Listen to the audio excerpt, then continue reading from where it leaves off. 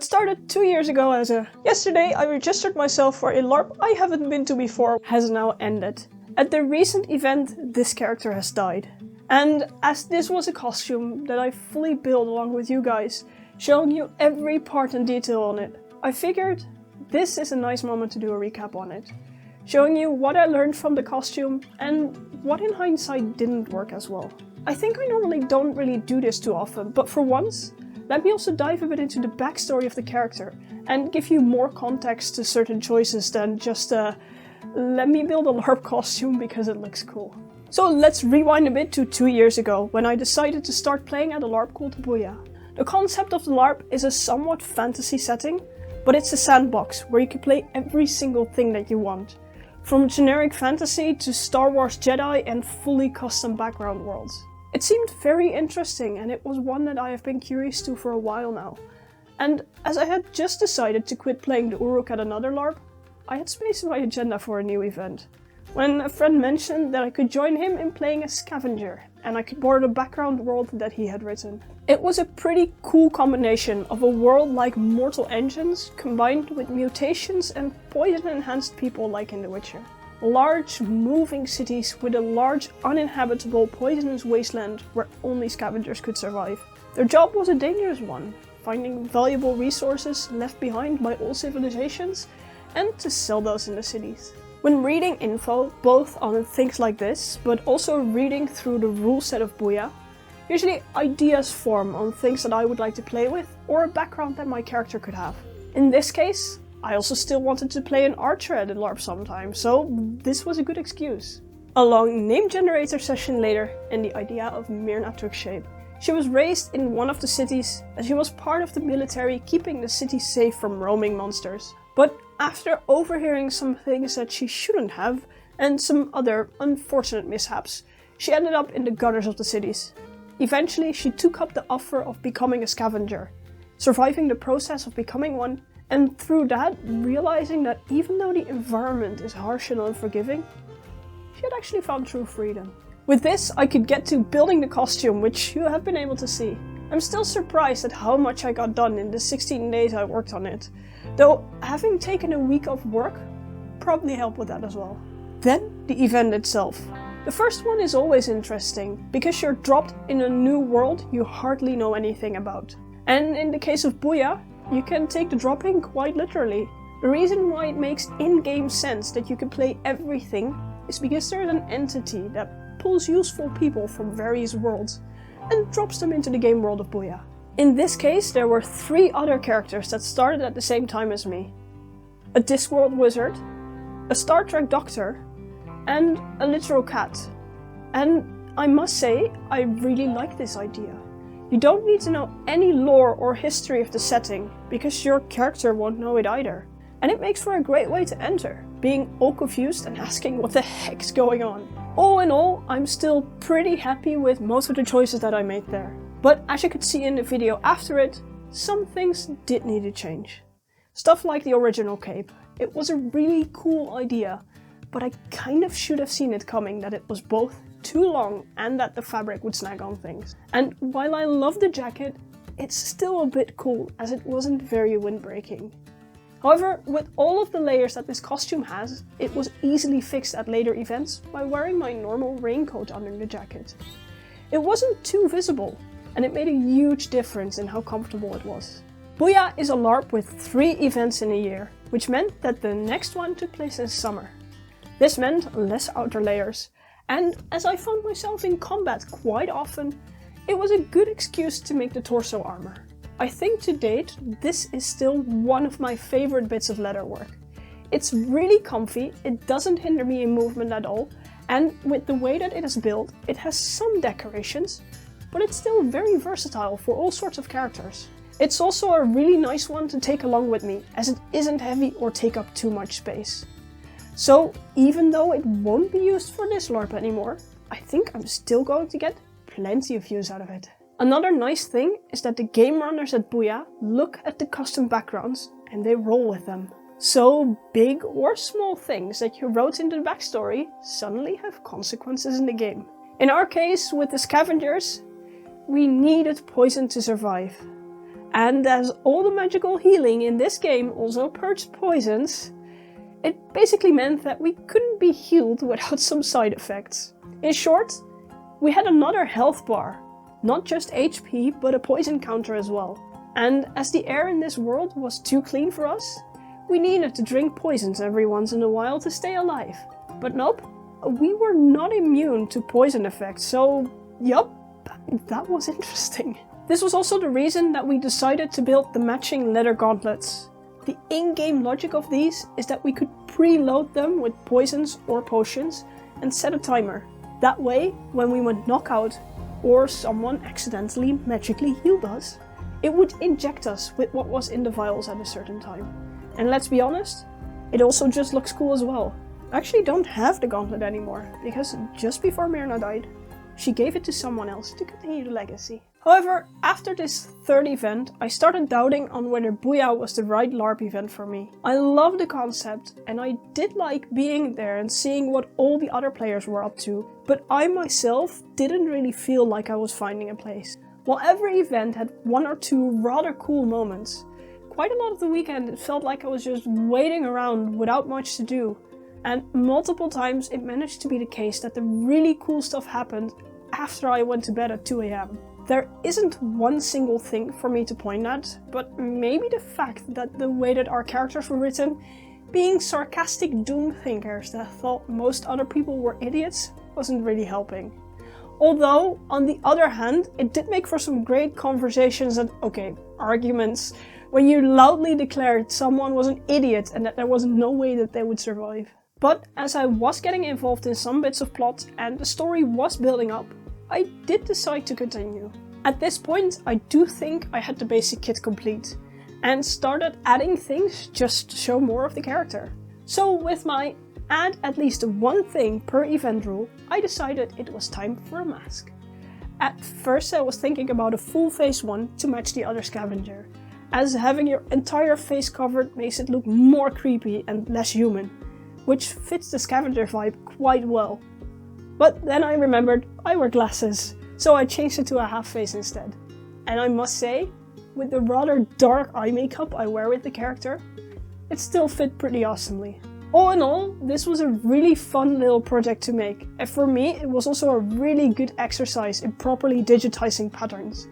So, little shill, if you want to make one as well, you can get the pattern here. And it's funny how LARPs can change so much between events, as this next one was a super fun, although very hot event.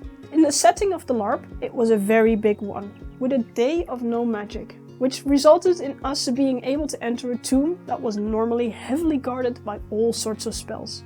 Pretty much the entire Saturday was spent with a party dungeon raiding and solving puzzles. And at the end of the event, we learned something very interesting about an item we had been carrying around for quite a while. Sadly, after this event, Booyah announced that it would wrap up this plotline and end this specific world. There would be 5 events left, though in a way, I didn't entirely complain considering my doubts. With there being only 5 more events, I could just finish it, right? But the plot item discovery led to making a nice hit back to carry the plot item around. I'm still rather happy with it, although if I'd making again, I might add another band around the softer leather. With it being quite a moist weekend, the bottom ended up flattening out a bit more than I'd like. And what do you know, we had that prop item for many events already. But when I make a bag for it, it isn't needed anymore. As on that event we found out what it was, an unlinked symbiotic armor. And of course Myrna fused with it, so the physical prop item was gone. This was also the moment that I pretty much dropped the archery. The suit was much more suited to close combat, and I was slowly finding out that the archery was a bit too situational for my liking. While I really did enjoy doing the archery, the fact that you can run out of arrows, you have to look for the arrows, and that it cannot be used after dark were a bit meh. It doesn't mean that I might not try it again at another LARP. Being able to use actual archery and hitting shots still felt pretty cool, but I was done with archery for this LARP. So in a way, the suit also had good timing, and sadly I believe there aren't actual any in-game photos of it, but for the armor suit we used a motocross safety vest, which looked very intimidating. And coincidentally, when it was raining, we found out it worked extra well when I pulled up my rain jacket hood, because that was also black. With this, we were at the end of 2023. And when the dates were announced for 2024, I realized I would not be able to attend the summer and the fall events. With only 4 events left, missing 2 consecutively would be a bit much. And with how I was still doubting on if I even liked Booyah, I decided to email the Game Masters. I gave them the suggestion that I wouldn't mind it if Myrna died the next event. If they could use her death in a cool way for the plot, they could do so. And well, what do you know? One of the Game Masters mentioned at the start of the next event that they got my message and that I didn't need to worry about missing the hint. There would be a button.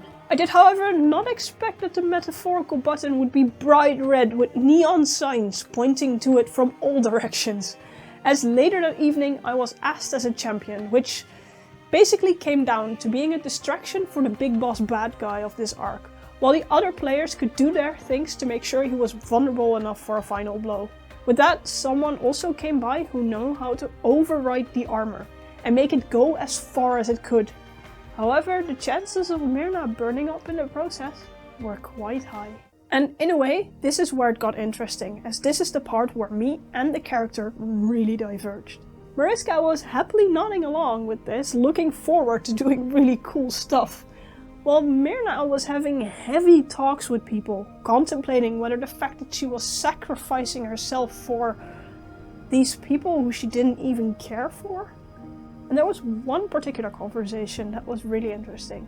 With the way that the world of Booyah was set up, it was a way easier and forgiving world than the one that the scavengers came from. And at some point I realized, in our world, we live like every day is our last, because that is a very high likelihood. But only now do I realize, I didn't believe that anymore. This world is way too easy. There would always be another tomorrow. But now, with how real this threat sounds, I'm actually feeling it again. This day might very well be my last. This battle was going to be a big one, an end of an arc that had been brewing for a long while, way before I started playing this game. So to make it as epic as we could, we did a thing, which may be somewhat unexpected for Larp, but we sat down with the 5 champions, the NPC that was going to play the big bad guy, and the other NPC lackeys, to talk about the battle setup a few hours before it took place. In this, we as champions got told how the battle was going to start, and we talked about how far we could go, or if there were things that we still wanted to do in a LARP fight at some point. It might sound counterintuitive, with LARP being full improv, to sit down with both the players and the NPCs in advance, but these were 5 players, in a LARP of roughly 100 players. Because we chatted about it, we could do things in the battle like actual hand-to-hand brawling, and we had talked about a setup so the bad guy could really show off his powers and shove us all aside in one sweep. And sadly it didn't end up happening, but there were multiple NPCs I got an okay from to jump on their back if it would be cool and the situation allowed for it. Anyway, that was a bit of a tangent, but I learned a lot from that, and the actual battle ended up so much more awesome because of it. And I guess I also want to give this as a tip to you all. Don't be afraid to discuss some things beforehand. Not everything has to be a surprise for everyone. But back to the battle. I could pretty much go full Iron Man style, and being able to shout magic bolts without having to do any incantations was pretty awesome. Although after a while, my voice started to have other opinions. But then, after all of the lackeys had died and the big bad guy was vulnerable, I heard a Game Master whisper in my ear.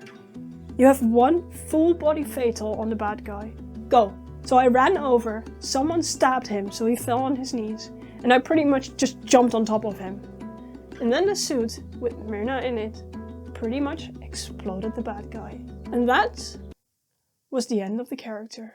The next thing that happened is that she was dragged somewhere else, all her belongings were looted and divided amongst the other scavengers, which was also very in character. Which leads us here. Looking back, I'm very happy with how this all played out, and in a way it was all quite nice timing. With how I still wasn't really sure if I was finding a place at the LARP, The announcement of the event ending and me not being able to attend the next few ones just happened all quite nicely. But this also gives me a good moment to look back on the costume because, well, most of my channel here is about the costumes. And every costume has of course its own things that I like about it, but for this one, the thing that I like most about it is the entire picture. It's still a super comfortable costume, it's very practical with many layers, but it also immediately shows you what the character is about. And I think I didn't really talk much about the makeup before, but I just love the way how something so simple can add so much. I figured before the first event that as an archer or someone with good eyesight, in a way it made sense to have a mark or a tattoo at our eye. And with how toxin and poison riddled the scavengers are, we have a rule that we need to look sick, which in my case was done with giant black eye bags and smudges around my eyes. It was easy and quick to apply, and immediately it added a lot to the character. It was also a fun thing to play with the few times that we were very high on poisons. Draw even more eye bags and intensely stare at everyone. I'm also not sure if I ever mentioned the fact that we used the heck out of glow-in-the-dark powder. Before the event, we would sit down and paint our nails glow-in-the-dark, and various places of our costumes actually have glow-in-the-dark patches on them. The reason being that our blood glows with all of the toxins.